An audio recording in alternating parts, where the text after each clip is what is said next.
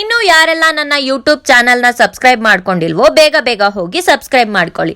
ನಾನು ಇವತ್ತು ಹೇಳೋಕೆ ಬಂದಿರುವ ವಿಷಯ ಏನಪ್ಪಾ ಅಂದ್ರೆ, ಯಾವ ನಕ್ಷತ್ರಕ್ಕೆ ಯಾವ ಗ್ರಹ ಅಧಿಪತಿ ಮತ್ತು ಅದಕ್ಕೆ ಸರಳ ಪರಿಹಾರವನ್ನ ನಾನು ನಿಮಗೆ ತಿಳಿಸ್ಕೊಡ್ತೀನಿ. ಮೊದಲನೇದಾಗಿ ಅಶ್ವಿನಿ ನಕ್ಷತ್ರ. ಈ ನಕ್ಷತ್ರದಲ್ಲಿ ಜನಿಸಿರುವವರಿಗೆ ವಿದ್ಯೆಕಿನ ಬುದ್ಧಿಮಟ್ಟ ಜಾಸ್ತಿ.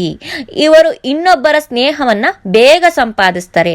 ಈ ನಕ್ಷತ್ರದ ಅಧಿಪತಿ ಕೇತು ಆಗಿರ್ತಾನೆ.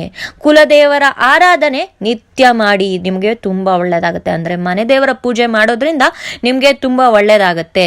ನೆಕ್ಸ್ಟ್ ಭರಣಿ ನಕ್ಷತ್ರದಲ್ಲಿ ಹುಟ್ಟಿರುವವರು.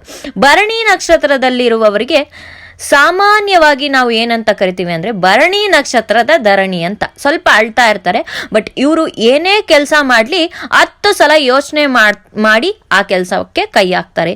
ಈ ನಕ್ಷತ್ರದ ಅಧಿಪತಿ ಶುಕ್ರ ಆಗಿರ್ತಾನೆ. ದುರ್ಗಾದೇವಿ ಆರಾಧನೆ ಮಾಡಿದ್ರೆ ತುಂಬಾ ಒಳ್ಳೇದಾಗತ್ತೆ ಇವ್ರಿಗೆ. ನಿಮ್ಮ ರಾಶಿ ಬಗ್ಗೆನೂ ತಿಳ್ಕೊಬೇಕಾ? ಹಾಗಿದ್ರೆ ಲೈಕ್ ಮಾಡಿ, ಶೇರ್ ಮಾಡಿ, ನಿಮ್ಮ ರಾಶಿ ಯಾವುದು ಅಂತ ಕಮೆಂಟ್ ಮಾಡಿ. Thank you. ಮುಂದಿನ ವಿಡಿಯೋದಲ್ಲಿ ಸಿಗೋಣ.